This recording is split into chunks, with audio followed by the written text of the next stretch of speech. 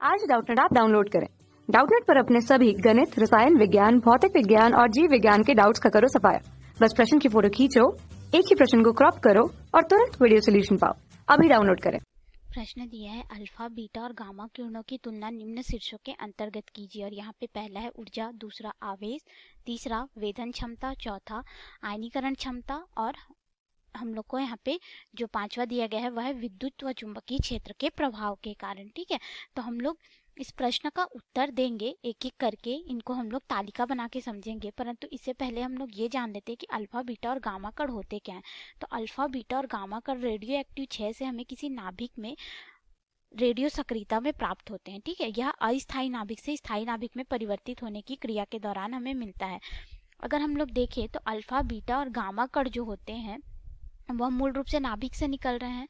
नाभिक से निकल रहे हैं अर्थात उसमें कुछ ना कुछ ऊर्जा और द्रव्यमान में हानि होगी, तभी यह अल्फा और बीटा कण निकल रहे हैं। तो अगर हम लोग आइंस्टीन के ऊर्जा द्रव्यमान समीकरण की तुलना से अगर देखें तो किसकी ऊर्जा हमें अधिक प्राप्त होगी, जिसका द्रव्यमान अधिक होगा या फिर वह प्रकाश की चाल से चलेगा। ठीक है, तो इसके आधार पे हम लोग देखेंगे। तो इसके लिए यहाँ पे हम लोग तालिका बना लेते हैं। अब हम लोग एक एक करके इनको देखेंगे, लेकिन इनके गुणों की तुलना करने से पहले हम लोग इनका द्रव्यमान m को देख लेते हैं। अल्फा कण जो होता है यह प्रोटॉन के दुगना धन आवेश मतलब कि होता है, इसमें तो द्रव्यमान अधिक होता है। 6.6 गुणित 10 की घात ऋण 27 किलोग्राम इसका द्रव्यमान होता है। अगर हम लोग बीटा कण की बात करें तो ये तीव्र गति से चलने वाले इलेक्ट्रॉन होते हैं। ठीक है, तो इनका जो रुका हुआ द्रव्यमान होता है यानी कि विरामावस्था का जो द्रव्यमान होता है वह 9.1 गुणित 10 की घात ऋण 31 किलोग्राम होता है। और ये जो हमारा गामा विकिरण होता है यह फोटोन का रूप होता है, यह सिर्फ ऊर्जा होती है, तो इसलिए इसका जो द्रव्यमान होता है उसका मान 0 होता है। तो देखिए अगर हम लोग आइंस्टीन के समीकरण से देखें तो जिसका द्रव्यमान अधिक होगा उसकी ऊर्जा हमें कम प्राप्त होगी, क्योंकि वो कम गति से चलेगा। तो अगर हम लोग यहाँ पे तुलना करें ऊर्जा के रूप में तो यहाँ ऊर्जा जो है अल्फा कण की, इसका द्रव्यमान क्या होगा, बीटा कण से अधिक है। देखिए जो हल्का होगा वह बहुत तीव्र गति से चलेगा।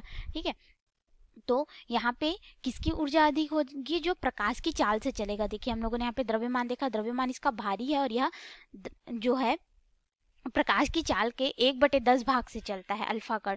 तो यह क्या हो गया, प्रकाश की चाल का 1/10 भाग हो गया, मतलब कि इसका मान कम हो गया। ठीक है, और प्रकाश की चाल c बराबर होता है 3 गुणित 10 की घात 8 मीटर प्रति सेकेंड होता है। तो इसलिए जो अल्फा कण होगा उसकी ऊर्जा अगर हम लोग बात करें बीटा कण की तुलना में तो हमें कम प्राप्त होगी। अब अगर हम लोग बात करें बीटा कण की तो बीटा कण का द्रव्यमान जो है, अब यहाँ पे अगर हम लोग बीटा कण को देखें तो बीटा कण जो है वो क्या है, इसकी तुलना में अगर हम लोग देखें तो हल्का कण है किसकी, अल्फा कण की तुलना में, इसलिए इसका जो ऊर्जा होगा वह अल्फा कण से अधिक होगा और गामा कण से कम होगा, क्योंकि गामा का तो द्रव्यमान या गामा विकिरण जो है उसका तो द्रव्यमान ही 0 है, तो इसकी ऊर्जा जो है वह सबसे अधिक हमें प्राप्त होगी। तो ये हो गया ऊर्जा के आधार पे। दूसरा हम लोग यहाँ पे देखते हैं, हमें बोला गया है कि आवेश बताइए बोल के। तो अगर हम लोग आवेश के आधार पे इनको देखें तो अल्फा कैसा होता है, एक हीलियम नाभिक होता है यानी कि दोहरा धनात्मक आवेश होता है इसमें। और अगर हम लोग बीटा कण की बात करें तो ये तीव्र गति से चलने वाले इलेक्ट्रॉन होते हैं, तो इन पे ऋण आवेश होता है, एक ऋण आवेश होता है। ठीक है, और ये जो हमारा गामा विकिरण है यह ऊर्जा का रूप होता है और साथ ही साथ यह आवेश रहित विकिरण है, परंतु यह विद्युत चुंबकीय तरंग होता है, विद्युत चुंबकीय विकिरण होता है। अब हम लोग इनकी वेधन क्षमता देख लेते हैं कि किसकी वेधन क्षमता कितनी होगी। किसके आधार पे अब हम लोग देखेंगे, वेधन क्षमता, यानी कि किसी भी मोटी दीवार को, धातु की दीवार को कितना ये पारगमित कर सकते हैं उसको हम लोग देखेंगे।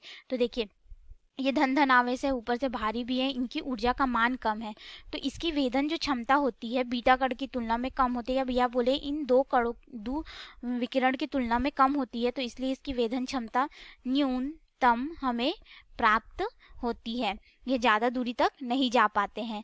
और अगर हम लोग बात करें बीटा कण की तो बीटा कण का द्रव्यमान अल्फा कण से कम है, साथ ही साथ इस यह तीव्र गति से चलने वाले इलेक्ट्रॉन होते हैं, इसलिए अल्फा कण से 100 गुना अधिक तेजी से ये लोग भेद सकते हैं किसी भी धातु की दीवार को या कंक्रीट की दीवार को। ठीक है, तो अल्फा कण से 100 गुना अधिक अगर हम लोग गामा विकिरण की बात करें तो ये तो आवेश रहित है, ऊपर से इसमें द्रव्यमान भी नहीं है, तो इसकी वेधन क्षमता अगर हम लोग देखें तो बीटा कण से हमें 100 गुना अधिक प्राप्त होती है। बीटा कण से 100 गुना अधिक हमें इसकी वेधन क्षमता प्राप्त होती है और यह सीधे ही निकल जाते हैं, इसलिए इनको मतलब कि पहचान पाना, संसूचन करना थोड़ा मुश्किल होता है। अब हम लोग आते हैं आयनीकरण के आधार पे। किसके आधार पे अब हम लोग यहाँ पे देखेंगे?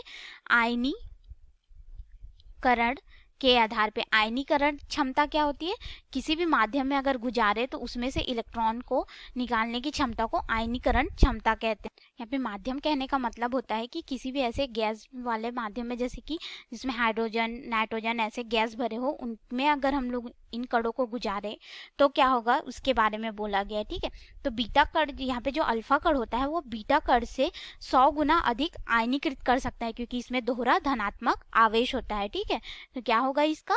बीटा कण से 100 गुना अधिक आयनीकरण क्षमता होती है, इसकी 100 गुना अधिक होती है अल्फा कण की आयनीकरण क्षमता। और अगर हम लोग बात करें बीटा कण की तो यहाँ पे गामा विकिरण से, क्योंकि गामा विकिरण आवेश रहित होता है और इसमें ऋण 1 आवेश होता है। ठीक है, तो गामा विकिरण से इसकी जो आयनीकरण क्षमता, बीटा कण की आयनीकरण क्षमता गामा विकिरण से 100 गुना अधिक होती है। और अगर हम लोग बात करें यहाँ पे गामा विकिरण की तो यह न्यूनतम होती है, क्योंकि हमने देखा ये कैसा विकिरण है? एक आवेश रहित विकिरण है, इसलिए इसकी जो आयनीकरण क्षमता होती है, आवेश है ही नहीं तो किसी को आयनीकृत कर ही नहीं सकता, इसलिए यह न्यूनतम होती है। अब हम लोग आते हैं अपने अगले बिंदु में, जो कि हमें यहाँ पे बोला गया है कि किसके आधार पे बताना है? विद्युत व चुंबकीय क्षेत्र के प्रभाव के आधार पे। तो हमने थोड़ी ही देर पहले ऊपर में देखा कि अल्फा में दोहरा धनात्मक आवेश होता है। ठीक है, और विद्युत क्षेत्र धन और ऋण के कारण उत्पन्न होता है। चुंबकीय क्षेत्र भी वैसा हमारा उत्तर और दक्षिण ध्रुव के वजह से रहता है। ठीक है, तो जो हमारा ये जो अल्फा कण है, ठीक है, इसमें दोहरा धनात्मक आवेश होने की वजह से यह धन आवेश से प्रतिकर्षित होगा, अर्थात जब विद्युत क्षेत्र में होगा तो धन आवेश के विपरीत में यह गति करेगा, और जब यह चुंबकीय क्षेत्र में होगा तो उसमें भी यह प्रभावित होगा, उस पर भी एक चुंबकीय बल प्रभाव यानी कि लॉरेंज बल लगेगा ही। ठीक है, तो चुंबकीय क्षेत्र से कैसे होते हैं ये लोग? प्रभावित होते हैं। और अगर हम लोग बीटा कण की बात करें तो बीटा में क्या है? तीव्र गति से चलने वाला इलेक्ट्रॉन है, तो इलेक्ट्रॉन जो होगा, अगर विद्युत क्षेत्र में हम लोग इसकी गति देखेंगे तो इस पे क्या होगा कि धन आवेश की तरफ आकर्षण होगा और ऋण आवेश से यह प्रतिकर्षित होगा, अर्थात ऋण आवेश जिस तरफ होगा हमारे विद्युत क्षेत्र में उसके विपरीत, यानी कि विद्युत क्षेत्र के विपरीत यह गति करेगा और यह विद्युत क्षेत्र में गति करेगा। ठीक है, क्योंकि विद्युत क्षेत्र जो रहता है वो धन से ऋण की ओर जाता है, तो यह विद्युत क्षेत्र के विपरीत इस पे बल लगेगा और यह चुंबकीय क्षेत्र से भी प्रभावित हो गया, क्योंकि यह आवेशित कण है।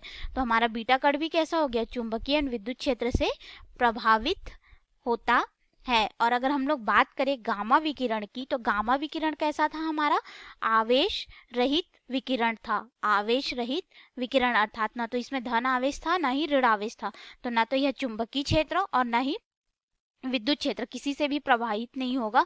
यह चुंबकीय क्षेत्र या विद्युत क्षेत्र में सीधी तरह से इस तरह से निकल जाएगा, सीधी तरह से पारगमित हो जाएगा, क्योंकि यह उस पर प्रभावित नहीं होगा, अप्रभावित रहेगा। चुंबकीय एवं विद्युत क्षेत्र में कैसा होगा? अप्रभावित, इसीलिए यह सीधी रेखा में निकल जाएगा। तो इस तरह से हमने 4 बिंदुओं के आधार पे अल्फा, बीटा और गामा विकिरण में अंतर देखा। आपको समझ में आया होगा। धन्यवाद। कक्षा 6 से 12वीं से लेकर नीट, IIT, JEE वो एडवांस के लेवल तक 1 करोड़ से ज्यादा छात्रों का भरोसा। आज ही डाउनलोड करें डाउटनेट ऐप या व्हाट्सएप करें अपने सारे डाउट्स 8400 400 400 पर।